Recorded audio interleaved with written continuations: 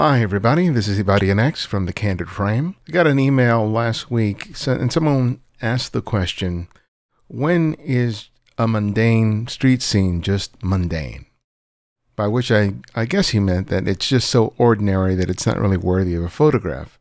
Because I like to think that one of the things that I strive to do as a photographer is try to make something interesting of the mundane, but that was sort of an interesting question. And I thought about it, and the way that I replied to him is that I explained that it's such a matter of perception. It's really how you see it, rather than anything intrinsic to the scene itself that determines whether it's so mundane that you can't make something interesting of it. Because I've been out with a lot of other photographers. We're out on the street, and all of a sudden I see them making a photograph of something that I never even considered making a photograph of. And when I see what they're doing and I start analyzing it, I realize, oh wow, why didn't I see that? And it all comes down to all our different life experiences, the things that we are drawn to, that are appeal to us visually, end up informing what we photograph and how we photograph it. So I thought for this week, I'd pick a couple of images where the scene themselves seem to be as ordinary as we could imagine, but how each of these photographers actually makes an interesting image speaks to this whole idea of photographing in the midst of the mundane. Here we have a shot by Vasco Trancoso. This was made with a Leica Q at 1/800th of a second, f/16, ISO 800. Now, I looked at this and I wasn't sure exactly where this was in terms of what kind of market it is. I immediately thought of a Costco, which is like a big box store here in the States, particularly in Southern California. And, because the wall behind the subjects here and the cart and the sort of the driveway there, that's the kind of sense that I got of this sort of location. And I think that this is as ordinary and mundane a scene as you can imagine. But we probably all go to some of these big box stores, if not, these large supermarkets. And the last thing that we're probably thinking about is making or finding an interesting photograph. And I always have my camera, but I have to admit that even when I go to these stores, I'm not really looking. I'm more intent on finding whatever it is that I wanted to buy, and I'm not necessarily paying attention in the way that I do when I go out, say, to downtown Los Angeles or Venice or wherever I'm going to make photographs. But I really like this shot because it just reminds me that the potential for a shot is literally anywhere. And what makes this shot, as ordinary as this scene is, what makes the shot here is the light and the shadow. The light is really directional. It looks like to be either early morning or really late afternoon because of the way the shadows play against the ground. And light is, I think, the real determining factor in a lot of scenes that we might otherwise consider so ordinary that it's not worth raising the camera to our eye to make a photograph. And that's the thing I'm always focusing on when I'm out shooting. Is like, that's the first thing I ask myself is, what's the quality of the light? Where are the shadows? Because the light itself can really transform an ordinary scene into something extraordinary. And the light here does a wonderful job in terms of sort of making these colors, the reds, the yellows, and the blues, really, really pop. And that's also one of the big strengths of the images here. But it's the play of shadow here that I think is really, really key. Because the two human figures that are in the scene, their faces are obscured by the shadow. But there's enough of shadow around the subject to contrast against the white wall that's immediately behind them. And that contrast between that light white wall and their dark figures makes it incredibly dramatic. It adds this lovely pop to the image. Imagine this shot without the people in there. You would still have what I call the bones of a good shot, because of the color, because of the repeating pattern, because of the lines, the shapes, all of those things. But the presence of the people really makes for a really nice moment. And I really love the splay of the woman's feet as she's moving through this crosswalk here. I love how her left foot seems to be kicking up slightly as she's moving to what I assume is the door or the entryway to this to this building. And think about it. I mean, how many times have you gone to an entrance to a building and you're really thinking about either coming in or coming out? And what Vasco does here so remarkably well is to sort of be in tune with the potential for a moment, even in a situation as ordinary as this. Okay, here we have a shot by Chit Min Maung. This was made with a Samsung camera. I'm not sure exactly which one this was, a G95OF. That doesn't ring any bells for me, but this was shot at 1/50th of a second, f1.7, ISO 800. Now, this is a street scene, and by the information here, you can see that it was done in Singapore, but it could be anywhere because it's just a street scene at night, and the light, I think, is coming from probably an overhead light, possibly from flash. It's really hard to say.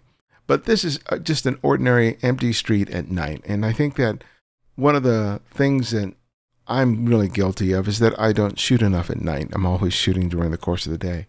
But the mundane exists any time of day. It exists not only at the ideal hour of twilight, but it also exists at night after the sun has gone down, where we're relying primarily on artificial light as the key light source. So here you get that, and you get that color contrast that's created by what I'm increasingly thinking is flash, which illuminates this figure who appears kind of headless in this frame, and the artificial light sources that are illuminating the street and the area behind the street. It looks like these are two different color temperatures, so I think that the flash was used here to illuminate the subject in the foreground, and that the white balance was prioritized for that, allowing the background to go to whatever white balance was appropriate for the color of the street scene. And that creates a really interesting contrast in terms of color contrast. But again, it's when you're thinking about street photography, we're often thinking about, oh, we have to go somewhere where there's a good amount of foot traffic, where there's a lot of action in order to make an interesting photograph. And this looks like it didn't have the benefit of that. It looks like Chit here was probably walking down the street, saw this street scene, and decided to make the picture, even though it was only this lone figure on the street doing whatever they were doing near the edge of the sidewalk here.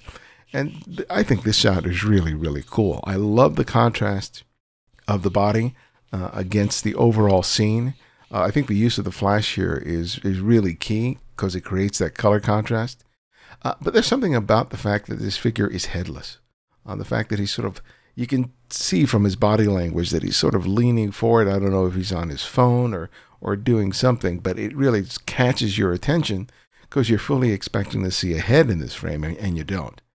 And then you start taking in the rest of the scene, the line, the repeating patterns, the colors, the tones, all of those things that I think make for a really interesting photograph. This is as mundane as you get, right? I mean, how many times have you walked down a street at night and there's really no foot traffic? There's not a lot going on. There's just people, going to or from their cars, and all of a sudden you just see, someone doing something, either tying their shoe or on their phone or eating something, and we don't think of making a photograph. The photographer here makes the choice to make a photograph and make something interesting of it. And I think that a lot of it has to do with the same sort of principles that we've discussed in previous videos in terms of being able to move beyond looking at the world literally and examining it in terms of light, in terms of shadow, in terms of color and shape and line, etc., taking that step back and then rediscovering what's right in front of us. All right, the next shot is by James Ramos. This was made with the Fujifilm X-T20 at 1/160th of a second at f1.4, ISO 1250.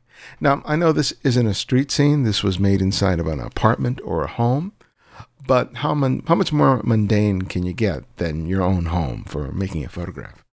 And I think one of the good ways of being able to get past this idea that you always have to go to an interesting or exotic location to make a photograph is by re-examining your own spaces, whether it's where you live or where you work, taking a look at what's around you in a slightly different way. And James here is doing something interesting because it looks like there is some reflections, and it looks like there are multiple reflections that are being used here in order to catch this reflection of this fellow who's gazing at something or looking at something or reading something. And I really like the quietness of the shot and the fact that it's so interesting visually. The color is really, really cool. I think that this is an image that really, one of its strengths is its color. Even though we're dealing with a very limited color palette, sort of the yellows and sort of the greenish tones and the slightly bluish tones here really play off each other really, really nicely. And I really like the way that the man's face is sort of framed within that picture frame that exists either behind him or is a reflection of something that's in front of him. And I like how these lines, these strong, repeating vertical lines pervade the entire frame. And I don't know what caught James' attention here, whether it was the reflection, whether it was he just saw the man's face in the reflection, or what it was, but he made a really interesting shot. It looks like this area in the foreground where these yellow things are is something that he's shooting through. It's really hard to tell, but regardless of what it was in reality, it's the fact that James was able to see it in this particular way. Because I think that most times when we're at home or we're at work, the last thing we're thinking about is making a photograph. We're not really paying attention to anything with respect to what makes a good image. We're preoccupied with our lives and what's going on. But I like it as an exercise to just stop every once in a while, whether I'm having coffee, having breakfast, sitting with my dog, and looking around and going, could I make something interesting of this scene? Because I think that kind of training and being able to switch that on, even when I'm at home or in the office, is an important skill to develop so that when I am out on the street, I can take advantage of scenes as mundane as the two other images that we looked at before and be able to pull something from it. I think it's an important skill to develop, this whole idea of being able to see something special in the ordinary. And there's no better place to do it than in your own home, because it's the last place you're often thinking of, where can I get a cool image from? You're probably thinking about, the weekend coming up when you're going to get out to shoot. But you're not thinking about, your own space and being observant about how the light changes throughout the course of the day. And I think that being able to find interesting scenes in the most ordinary place that you can inhabit, which is your home and your office, is the best place to sort of turn that switch on and begin training yourself, because you spend so much time at those two locations. It's like there's no better time to start practicing it. Even if you're not making the photographs, observing the world in that way is going to help you the next time you go out and shoot. And I think James just does a wonderful job here in being able to see this special moment in a really special way.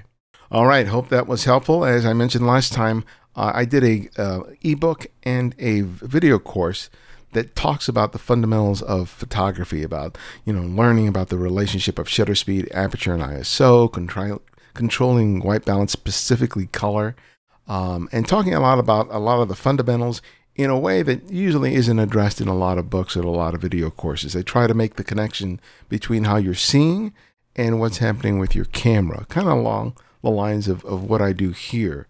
But it really takes into greater consideration what's happening with the camera, and how you can use it more effectively to capture that vision that's in your head.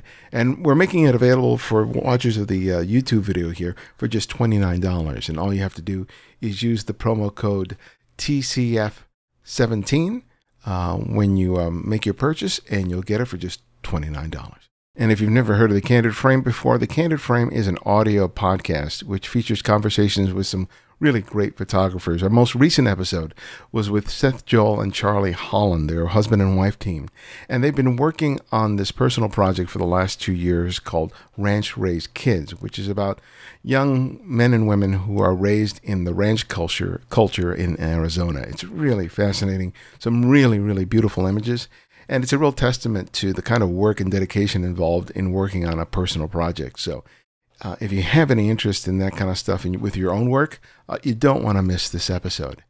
And if you want to submit images to the Candid Frame Flickr pool, all you have to do is go to the Candid Frame and on Flickr and ask to be added, and I'll be glad to do so.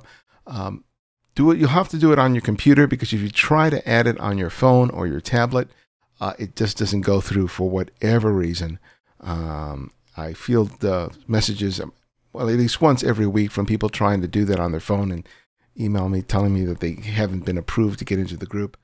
I don't know what's going on. I haven't been able to figure it out. But if you really want to be part of this community, just log onto your computer, go to Flickr, ask to be added, and I'll take care of it as soon as possible.